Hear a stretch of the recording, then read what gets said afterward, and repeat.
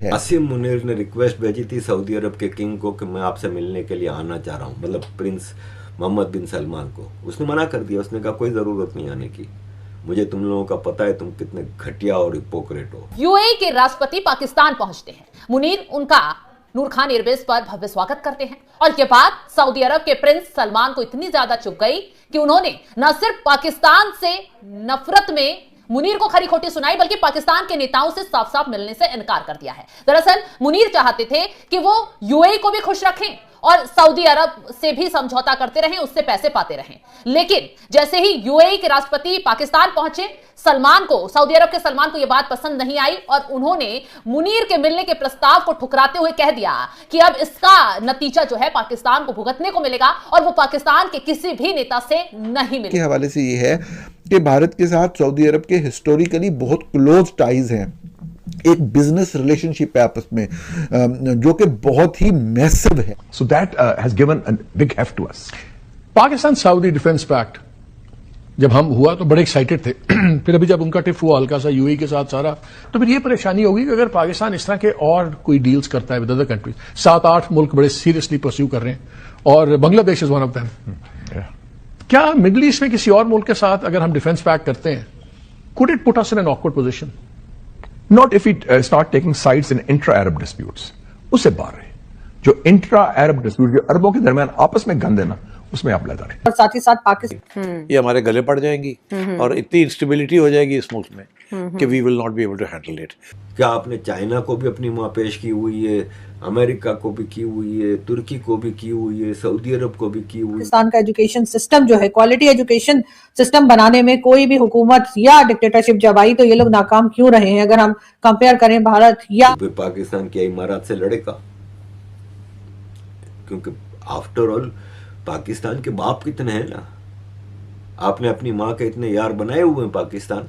उसकी बुनियाद के ऊपर मैं ब्रेकिंग न्यूज आपके पास पेश कर रहा हूं कि शहजादा मोहम्मद बिन सलमान ने मेरी इतलात के मुताबिक, मेरे जराये के मुताबिक, पाकिस्तान के इस वक्त किसी भी किस्म के सरबराह, खासतौर के ऊपर फील्ड मार्शल आसिम मुनीर से मुलाकात के लिए इनकार कर दिया है। हालांकि हमारी इतलात थी कि रियाद वो जा रहे हैं और रियाद जाके वो मुलाकात करना चाहते हैं शहजादा मोहम्मद बिन सलमान से, लेकिन शहजादा मोहम्मद बिन सलमान ने किसी भी किस्म की मुलाकात से इनकार कर दिया और न सिर्फ इनकार किया है बल्कि उसके साथ साथ मजीद जो बातचीत की है। लेकिन इसके अलावा भी जो पाकिस्तान में मुख्तलिफ पॉलिटिकल सेगमेंट्स हैं उनकी जानिब से ये तबसरा किया जा रहा है कि बस अब ये डू और डाई लाइन है, यही फैसला हो जाएगा कि वो जो अच्छे ताल्लुकात या सिचुएशन थी वो नहीं रहेगी। मुसलसल रिपोर्टिंग कर रहा हूं, उसे ये लग रहा था कि मोहम्मद बिन जायद यूएई के प्रेसिडेंट जो है, मुत्तहिदा अरब अमारात के प्रेसिडेंट, वो इस वक्त बॉस बने हुए हैं जनाब आसिम मुनीर साहब के। तो इसलिए मरियम नवाज और नवाज शरीफ ने ये बेहतर समझा, उन्होंने सियासी चाल चली कि वो दुबई और अबुधाबी जाके बैठ गए और वो चाहते थे क्योंकि अगली एक इस चीज का मैंने अर्ज किया आपके सामने कि कोई इम्कान नहीं है कि अगर कभी भारत और पाकिस्तान के दरमियान कोई भी जो है सूरत हाल खराब हो, जंग की सूरत हाल फर्ज करें बने, तो सऊदी अरब किसी भी हवाले से पाकिस्तान का साथ दे, प्रैक्टिकली तो वो साथ दे। इजराइल को रिकॉग्नाइज करके they have stabbed us in the back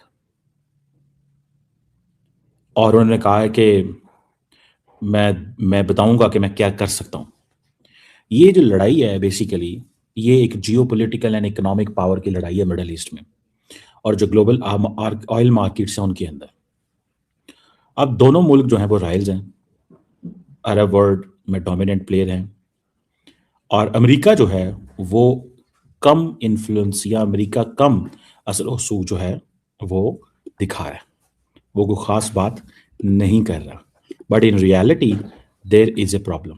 Americans silent है, Americans were silent when there was an Pakistan Saudi Arabia partnership हुई थी और उसके बाद भी वो साइलेंट है। अब इसमें देखना ये है कि सऊदी अरेबिया का क्या मौकफ होता है और क्या सऊदी अरेबिया पाकिस्तान के ऊपर प्रेशर डालेगा। हेडक्वार्टर यूएई के अंदर थे उनको, अब दुनिया दुबई को सपोर्ट करती है। ये इसीलिए आप विजन 2030 देख रहे हैं, there is a lot of transformation, the real competition is within. Tech centres को देख ले।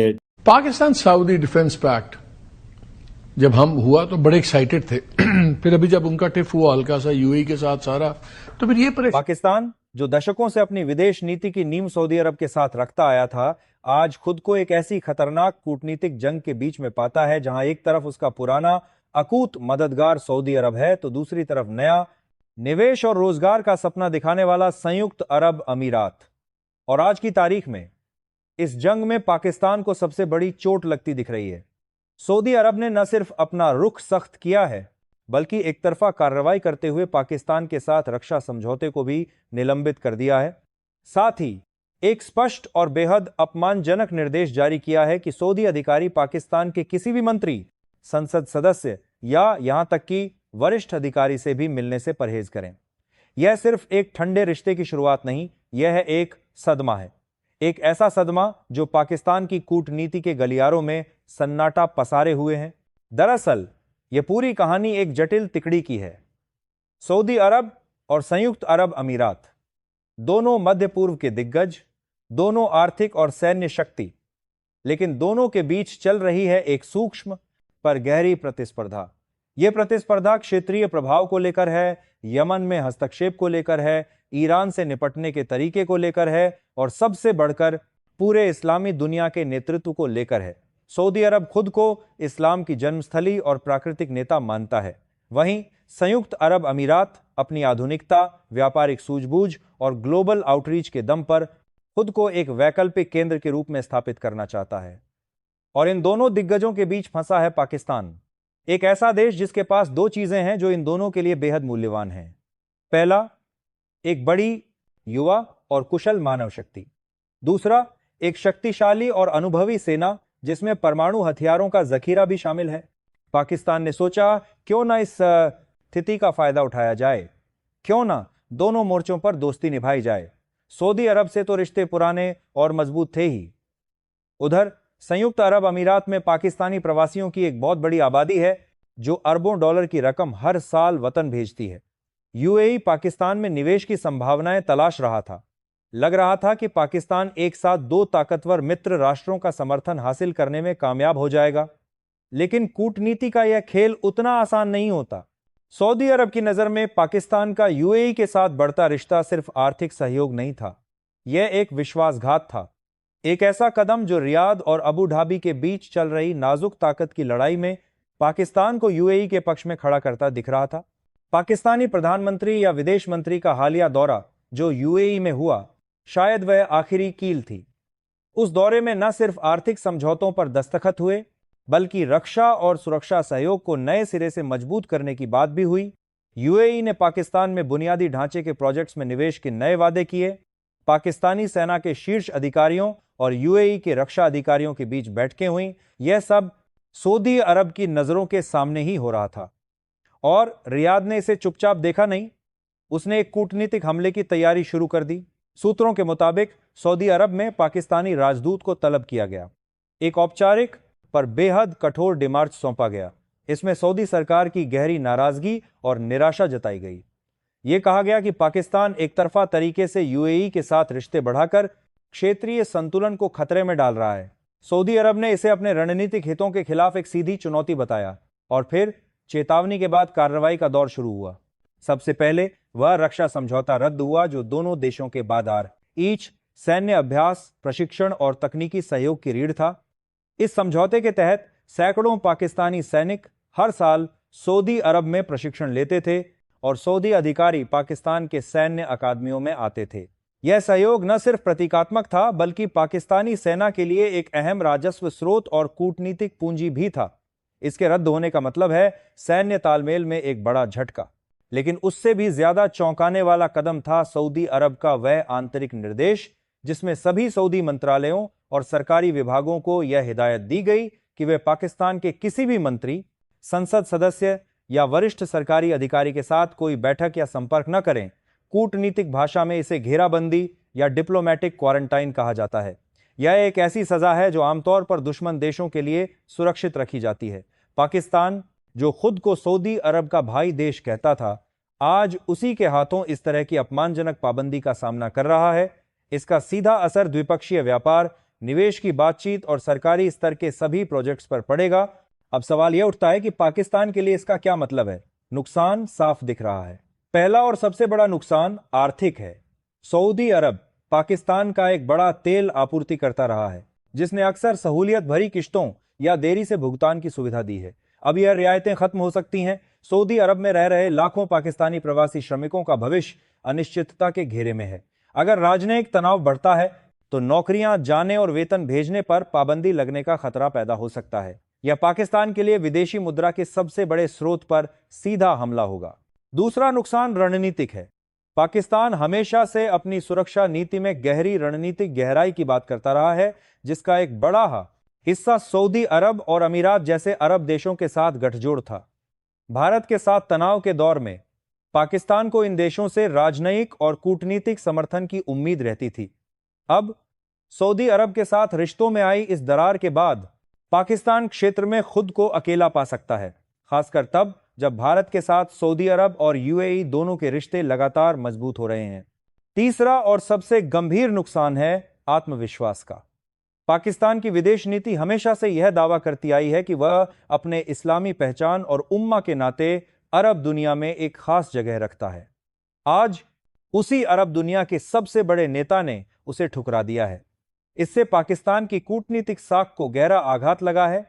दुनिया भर की राजधानियों में यह सवाल उठ रहा होगा कि अगर पाकिस्तान अपने सबसे पुराने और सबसे करीबी सहयोगी को नाराज कर सकता है तो उसकी विश्वसनीयता क्या रह गई।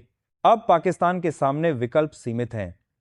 एक तरफ वह यूएई के साथ नए रिश्ते को और गहरा कर सकता है, उम्मीद करते हुए कि अबू धाबी की आर्थिक मदद और निवेश सऊदी अरब के गुस्से की भरपाई कर देंगे। लेकिन यह एक जोखिम भरा दांव है। सऊदी अरब की आर्थिक और राजनीतिक पहुंच यूएई से कहीं ज्यादा व्यापक है। दूसरा रास्ता है सऊदी अरब से माफी मांगने और समझौता करने का प्रयास।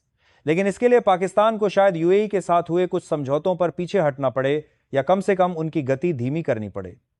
यह भी एक मुश्किल रास्ता है क्योंकि इससे यूएई नाराज हो सकता है। तीसरा और सबसे मुश्किल रास्ता है चीन की तरफ देखना।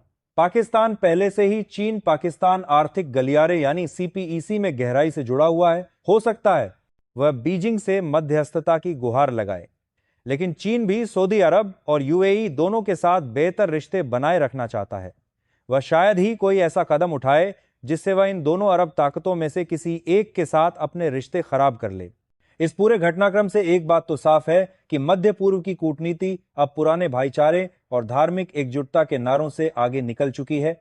यह अब राष्ट्रीय हित, आर्थिक फायदे और रणनीतिक प्रतिस्पर्धा का खेल है। आसिम मुनीर ने रिक्वेस्ट भेजी थी सऊदी अरब के किंग को कि मैं आपसे मिलने के लिए आना चाह रहा हूँ, मतलब प्रिंस मोहम्मद बिन सलमान को। उसने मना कर दिया। उसने कहा कोई जरूरत नहीं आने की, मुझे तुम लोगों का पता है तुम कितने घटिया और हिपोक्रेट हो। यूएई के राष्ट्रपति पाकिस्तान पहुंचते हैं। मुनीर उनका नूर खान एयरबेस पर भव्य स्वागत करते हैं और इसके बाद सऊदी अरब के प्रिंस सलमान को इतनी ज्यादा चुभ गई कि उन्होंने न सिर्फ पाकिस्तान से नफरत में मुनीर को खरी खोटी सुनाई, बल्कि पाकिस्तान के नेताओं से साफ साफ मिलने से इनकार कर दिया है। दरअसल मुनीर चाहते थे कि वो यूएई को भी खुश रखें और सऊदी अरब से भी समझौता करते रहें, उससे पैसे पाते रहें। लेकिन जैसे ही यूएई के राष्ट्रपति पाकिस्तान पहुंचे, सऊदी अरब के सलमान को यह बात पसंद नहीं आई और उन्होंने मुनीर के मिलने के प्रस्ताव को ठुकराते हुए कह दिया कि अब इसका नतीजा जो है पाकिस्तान को भुगतने को मिलेगा और वो पाकिस्तान के किसी भी नेता से नहीं मिलेगा। के हवाले से ये है कि भारत के साथ सऊदी अरब के हिस्टोरिकली बहुत क्लोज टाइज हैं, एक बिजनेस रिलेशनशिप है आपस में जो कि बहुत ही मैसिव है। So that has given a big heft to us. Pakistan Saudi defence pact जब हम हुआ तो बड़े एक्साइटेड थे।